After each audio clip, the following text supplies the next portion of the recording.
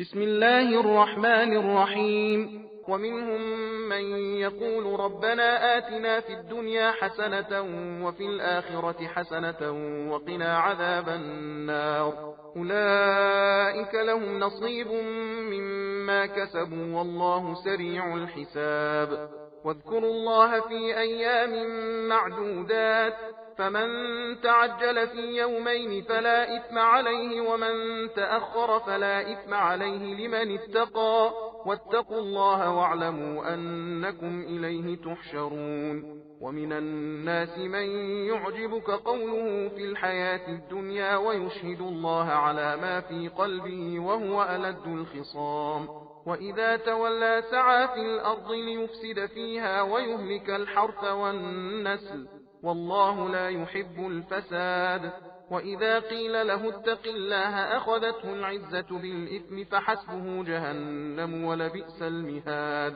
ومن الناس من يشري نفسه ابتغاء مرضات الله والله رؤوف بالعباد.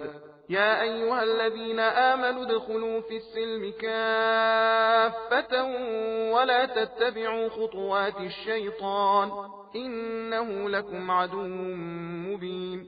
فإن زللتم من بعد ما جاءتكم البينات فاعلموا أن الله عزيز حكيم. هل ينظرون إلا أن يأتيهم الله في ظلل من الغمام والملائكة وقضي الأمر وإلى الله ترجع الأمور. سل بني إسرائيل كم آتيناهم من آية بينة ومن يبدل نعمة الله من بعد ما جاءته فإن الله شديد العقاب. زين للذين كفروا الحياة الدنيا ويسخرون من الذين آمنوا والذين اتقوا فوقهم يوم القيامة والله يرزق من يشاء بغير حساب.